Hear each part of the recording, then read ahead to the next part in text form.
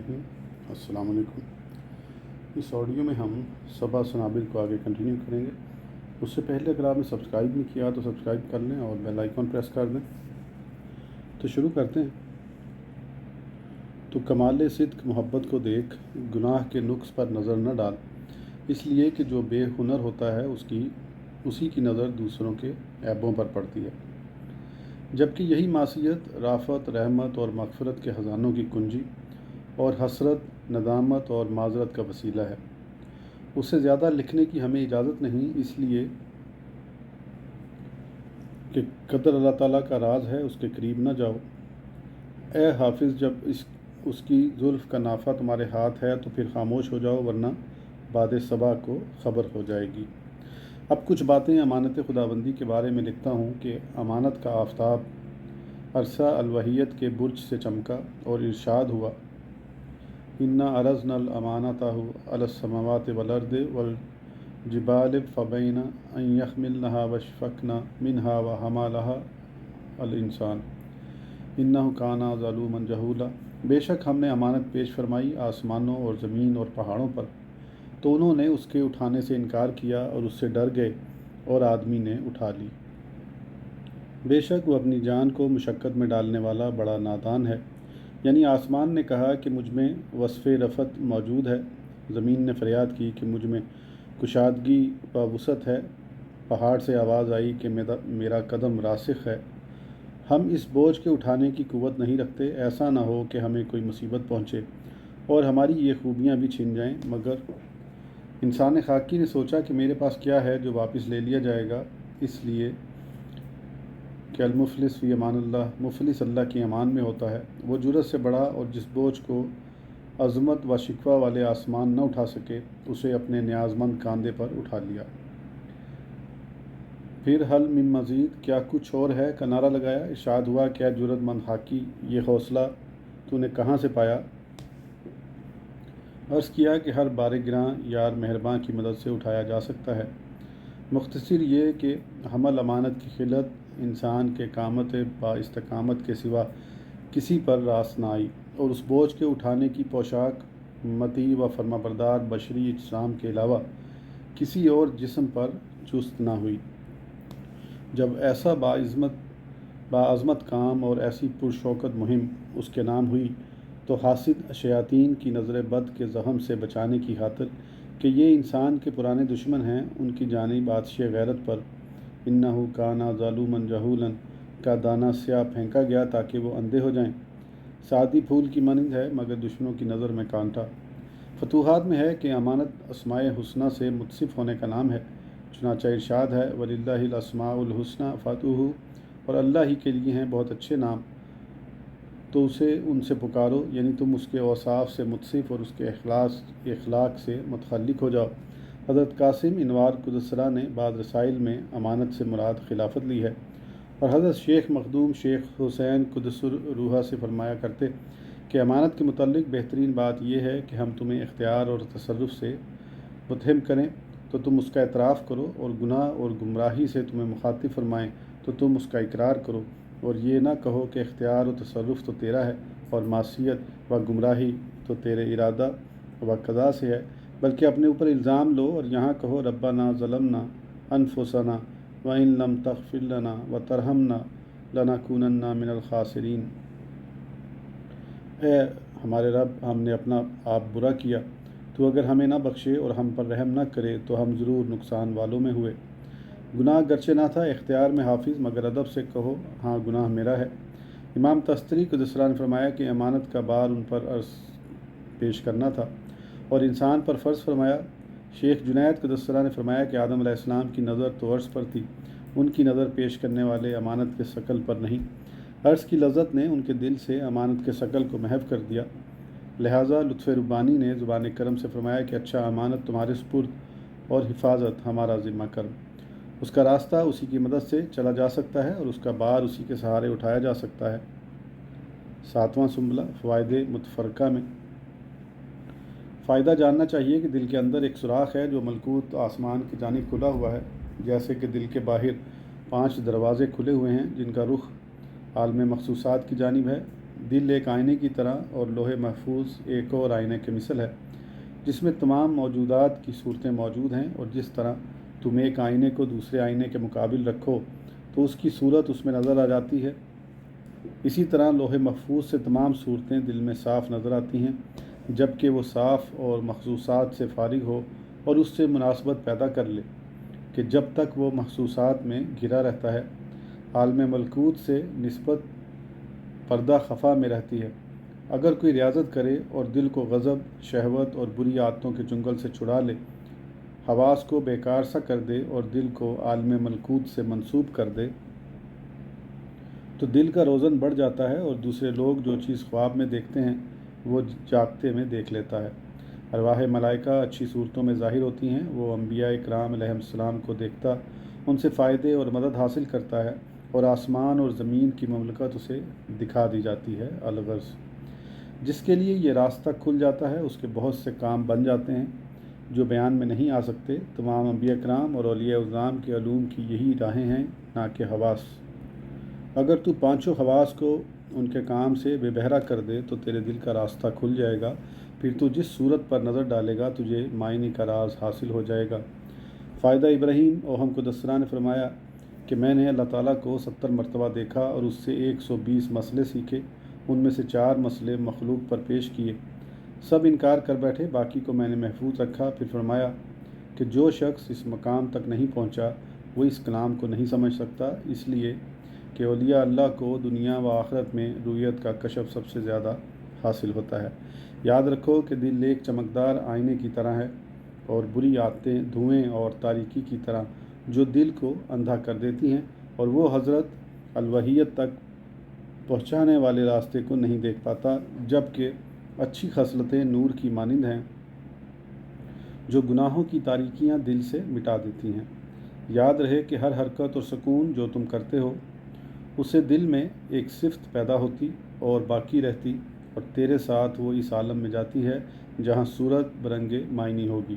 اسی وجہ سے رسول اللہ صلی اللہ علیہ وسلم نے فرمایا، ہر بدی کے بعد نیکی کر لو کہ وہ اس بدی کو مٹا دے گی۔ آدمی جب مرتا ہے تو یا تو ایک نورانی اور چمکدار جوہر ہوتا ہے جو اللہ تعالیٰ کی معرفت سے آراستہ اور ملا اعلیٰ کا رفیق ہوتا ہے، جیسا کہ قرآن میں ارشاد فرمایا۔ ترجمہ: سچ کی مجلس میں عظیم قدرت والے بادشاہ کے حضور، یہاں تاریک ظلمت میں ڈوبا ہوا شرم سے سر ڈالے ہوتا ہے، اس لیے کہ اس کے دل کا چہرہ اس دنیا کی طرف ہوتا ہے، اور یہ دنیا اس عالم بالا کے نیچے ہے، لہذا اس کا سر نیچا رہتا ہے، اور وہ شرمسار خود قرآن شریف میں ہے۔ ترجمہ: اور کہیں تم دیکھو کہ مجرم اپنے رب کے پاس اپنا سر نیچے ڈالے ہوئے ہیں، اور اس کا راز کہ شریعت نے نیکوکاری کا حکم دیا ہے، یہ ہے کہ دل کو بیماری اور ہلاکت سے بچا کر صحت اور سلامتی میں لے جایا جائے، اس لیے کہ ارشاد باری ہے، فی قلوبہم مرض، ان کے دلوں میں روگ ہے، اور جس طرح کہ بیمار بدن کو اس جہان میں ہلاکت کا خطرہ رہتا ہے، اسی طرح روگی دل کو اس جہان میں بربادی کا اندیشہ ہے۔ تو اب دوا طلب کر لے کہ تیرا مسیحا زمین پر ہے، لیکن جب وہ آسمان پر چلا جائے گا تو پھر دوا میسر نہ ہوگی۔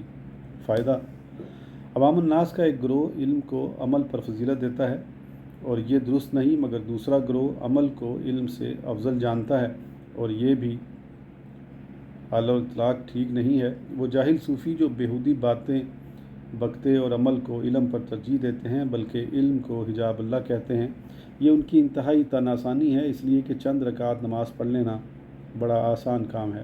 فائدہ: حلقہ درویشہ میں بعض درویش ایسے بھی ہوتے ہیں کہ نوافل اور وظائف میں بڑے مصروف اور ذکر و فکر و مراقبے میں مشغول رہتے ہیں، لیکن اللہ تعالیٰ کے فرائض میں سے کوئی فرض ان کی کوتاہی سے چوٹ جائے تو اس کا غم بھی نہیں کرتے۔ مخدوم شیخ حسین قدس اللہ العزیز سرا فرماتے تھے کہ پیر دستگیر حضرت شیخ عبدالصمد المعروف با شیخ صفی قدس اللہ روح کی خانقاہ میں ایک درویش آیا کہ دن رات اطاعت و عبادت میں مشغول رہتا، کبھی ذکر و فکر کرتا، کبھی اور قرآن پڑھتا، ایک لحظہ خود کو فرصت نہ دیتا اور ایک دم کے لیے بھی اپنا پہلو زمین پر نہ لگاتا۔ میری نظروں میں وہ بڑا پسندیدہ ٹھہرا، اور ایک مرتبہ میں نے اس کے حال کی تعریف پیر دستگیر کے سامنے کر ہی دی۔ فرمایا لیس بشیء، کچھ نہیں۔ جب میں نے کافی عرصے تک اسے اسی حال پر دیکھا تو دل میں خیال گزرا کہ اب وہ کسی مقام پر ضرور پہنچ چکا ہوگا۔ میں نے پھر اس کی تعریف پیر دستگیر کے سامنے کی۔ آپ نے پھر فرمایا کچھ نہیں۔ اب مجھے اس کی جستجو کی فکر ہوئی۔ ایک روز وہ رمضان کے مہینے میں نماز عصر ادا کرنے کے بعد ایک گوشہ میں گیا۔ میں چھپا ہوا اسے تاڑتا رہا۔ کیا دیکھتا ہوں کہ اس نے آزار بند کی گرہ سے افیون لی، منہ میں ڈال کر نکل گیا اور پھر مجلس میں حاضر ہو گیا۔ اس وقت مجھے یقین آ گیا کہ واقعی یہ کچھ بھی نہیں۔ معلوم ہوتا ہے کہ اس بدبخت نے تمام مہینہ روزوں کا ضائع کر دیا، بلکہ ہر ماہ رمضان کے روزے اسی طرح خراب کرتا رہتا ہے کہ افیونی تھا۔ اور افیونی اور خشاشی اکثر زندیق ہوتے ہیں، جنہیں اپنی زندیقیت کی خبر بھی نہیں ہوتی، الا ماشاء اللہ۔ التیمہ میں ہے کہ شراب نشہ لاتی، بھنگ خبیث بناتی اور افیون ہلاک کرتی ہے۔ نبی صلی اللہ علیہ وسلم نے ارشاد فرمایا کہ جس نے بھنگ یا شراب یا افیون کا کوئی لقمہ کھایا پیا، وہ اپنی قبر میں سور اور کتے کی صورت میں داخل ہوگا، دنیا سے اپنا ایمان سلامت لے کر نہ جائے گا اور قیامت کے روز جنت میں داخل نہ ہوگا، بلکہ وہ دوزخ میں منافقوں اور مشرکوں کے ساتھ جائے گا، مگر یہ کہ توبہ کر لے۔ تو تم نہ ایسوں سے مسافے کرنا نہ مانکا،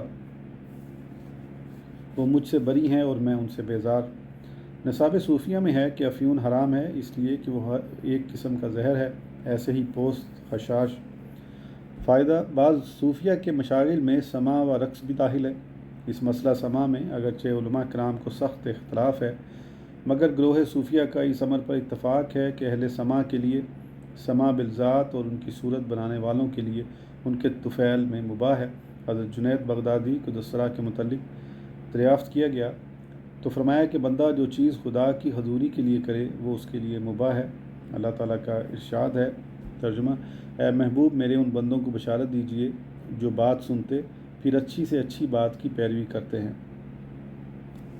جاننا چاہیے کہ اہل سماع کے حالت سماع میں مختلف درجات ہیں۔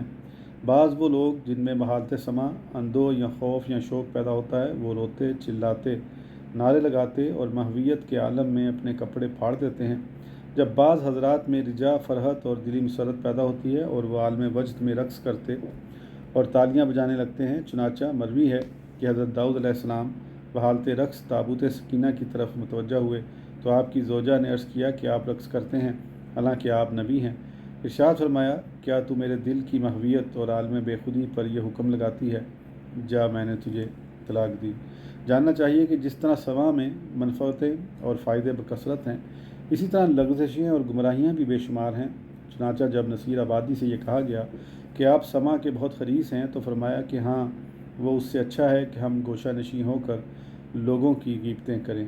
یہ سن کر ابو عمر بن نجید نے فرمایا، افسوس ہے ابو القاسم، تم یہ نہیں جانتے کہ سماع کی ایک لغزش برسہ برس لوگوں کی غیبت سے بدتر ہے، اور اگر سماع کا منکر سماع کے فائدوں کا اس کی آفتوں سے مقابلہ کرے تو ہم جواب دیں گے کہ ان آفتوں کا دفع کرنا واجب ہے، مگر ان کے صرف واقعہ ہونے کے امکان سے سماع کا ترک لازم نہیں آتا، اس لیے کہ نماز جو بہترین عمل اور اہم العبادات ہے، وہ بعض کے حق میں موجب فلاح ہے، چنانچہ ارشاد ہے، جبکہ بعض کے حق میں تباہی کی موجب ہے۔ چنانچہ ارشاد ہے، فویل للمصلین الذین هم عن صلاتهم ساہون۔ لیکن نماز میں سہو اور غفلت کے احتمال کے باوجود جو باعث تباہی ہے، نماز کا ترک جائز نہ ہوگا، یہی حال سماع کا ہے۔ اور اگر منکر یہ کہے کہ قوالوں کا بلانا اور لوگوں کو سماع کی خاطر جمع کرنا بدعت ہے، رسول اللہ صلی اللہ علیہ وسلم اور صحابہ و تابعین رضوان اللہ تعالیٰ علیہم اجمعین کے زمانے میں نہ تھا، تو ہم جواب دیں گے کہ اگرچہ یہ نوپید و باعث ہے، مگر کسی سنت سے مزاحم نہیں، لہذا صبا نہ ہوئی، خصوصاً جب کہ وہ فوائد پر مشتمل ہے اور مشائخ متاخرین نے اسے مستحسن جانا ہے۔ سماع کے منجملہ فوائد میں سے ایک فائدہ یہ ہے کہ وہ تکان و ملال جو طالبان حق کی راہ میں آزردگی دل کی موجب ہوتی ہے، اور وہ ایک قسم کی بندش و نا امیدی جو ان لوگوں کے لیے ان کے اعمال کے فتور اور احوال کے قصور کی باعث بنتی ہے۔ مشائخ متاخرین نے اس عارضے کے دفع کے لیے اس روحانی ترکیب کو مقرر کیا ہے، جس میں اچھی آوازوں، مناسب لہنوں اور شوق انگیز شعروں کا جو خلاف شرع نہ ہو ذکر ہے، اور طالبوں کو حاجت کے وقت اس میں مصروف ہونے کی اجازت دی ہے تاکہ وہ تکان و ملال دور ہو اور پھر نئے شوق سے اپنے معاملات کی طرف متوجہ ہو۔ اور اس میں تو شک نہیں کہ عمدہ آوازیں اللہ تعالیٰ کی نعمتوں میں سے ہیں، چنانچہ ارشاد ہے، ترجمہ وہ زیادہ فرمائے مخلوق میں جو چاہے تو وہ زیادتی اچھی آواز بھی ہے۔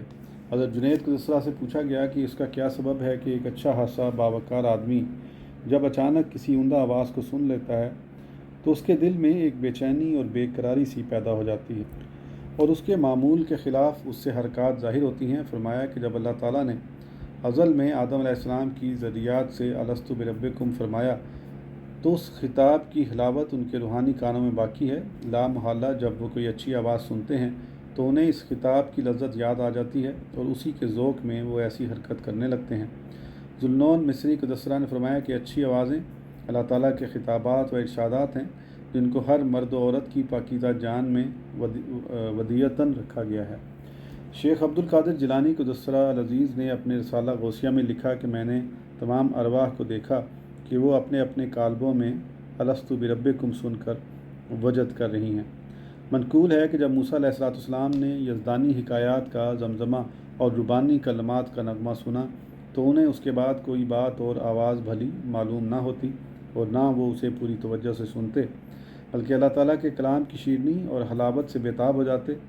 جبرائیل علیہ السلام سدرۃ المنتہا میں ایسی عمدہ اور دلکش آواز سنتے جو کلام الہی پر دلالت کرتی۔ دل میں جبرائیل علیہ السلام کی حالت کو یاد کرو، وہی آواز کلام حق پر دلالت کرتی ہے۔ اے برادر، اہل دل کو جو کلام کیفیت و ترب میں ڈال دیتا ہے، لا محالہ اس کے معنی ضرور ہوتے ہیں جو ان کے اقوال اور مقامات کے موافق ہیں، اور ان کے اقوال و مقامات یقیناً قرآن، حدیث اور اجماع سلف کے آزمودہ ہیں۔ لہٰذا ہر وہ کلام جو اہل تحقیق کو ہجان میں لاتا ہے کسی تفاوت کے بغیر وہ قرآن و حدیث کے ہم معنی ہے، اگرچہ کسی زبان میں ہو۔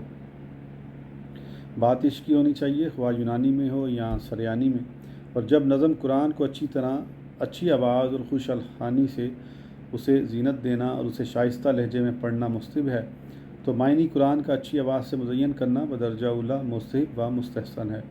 پھر اس احسن الحدیث سب سے اچھی بات کا سننا جو رقت قلبی اور گدازی دل کی موجب ہے۔ احسن الحسنات بہترین نیکی ہوا۔ اللہ تعالیٰ کا ارشاد ہے، اللہ نے اتاری سب سے اچھی کتاب کہ اول سے آخر تک ایک سی ہے، دوہرے بیان والی، اس سے بال کھڑے ہوتے ہیں ان کے بدن پر جو اللہ سے ڈرتے ہیں، پھر ان کی کھالیں اور دل نرم پڑتے ہیں یاد خدا کی رغبت میں۔ اے بھائی، قرآن کے معنی جو عزت و جلالت کے نقاب میں پوشیدہ ہیں، اس جہاں میں انہیں حروف اور اصوات کے پردے میں بھیجا۔ اگر حضرت قرآن کے معنی کا جمال ان کلمات کے حجاب کے بغیر تجلی فرمائے تو قسم ہے کہ تمام پہاڑ ریزہ ریزہ ہو جائیں۔ لو انزلنا ھذا القرآن علی جبل لرأیتہ خاشعا متصدعا من خشیۃ اللہ، اگر ہم یہ قرآن کسی پہاڑ پر اتارتے تو ضرور تو اسے دیکھتا جھکا ہوا پاش پاش، بلکہ تمام عالم اس کے انوار کی تابش سے جل جائے۔ کہ ترجمہ، اگر وہ ایک پردہ ہٹا دے تو اس کے رخ کی تجلیاں وہاں تک جلا دیں جہاں تک نظر اٹھے۔ لہٰذا اگر ان معنی کا پرتو یا اس کا کوئی شمع محبان حق آگاہ اور مشتاقان بارگاہ کے دلوں پر نزول فرمائے تو انہیں یا تو محو و بے خود بنا دے یا قلق و اضطراب میں ڈال دے۔ تو کہ فہم و قرآن سے معذور ہے تجھے ان کے احوال پر اعتراض کی زبان نہ کھولنا چاہیے۔ برادر عزیز، علم و دانش وہی نہیں جسے تم نے پڑھا اور جانا، بلکہ ایک علم اور بھی ہے کہ اسے جتنا پڑھو اور جانو نادان تر ہوتے جاؤ، اور جتنا اس پر عمل کرو اتنا ہی کوتا عمل قرار پاؤ اور استغفار میں ڈوبے رہو۔ یہ علم موجیں مارتا ہوا ایک دریا ہے جس کی کوئی اتھا نہیں، بلکہ تم جس قدر اس سے آشنا ہوگے اسی قدر اس کی گہرائی بڑھتی رہے گی، اور جتنا تم اس کی گہرائی میں جاؤ گے اتنے ہی ڈوبتے جاؤ گے، پھر جتنے ہی ڈوبتے جاؤ پانی سے تر نہ ہوگے۔ غم عشق کے آشنا اس گہرے سمندر میں ڈوبتے چلے گئے مگر پانی سے آلودہ نہ ہوئے، اور ادراک کے درک سے عاجز رہ جانا ہی ادراک ہے۔ لہٰذا اس بحر عمیق میں ڈوب جانے والا خرقہ ناموس کو سر سے اتار دے اور اپنے ہاتھ پیر مارے تو اس کو عیب نہ لگاؤ، اس لیے کہ الغریق یتعلق بکل خشیش، ڈوبنے والا تنکے کا سہارا ڈھونڈتا ہے۔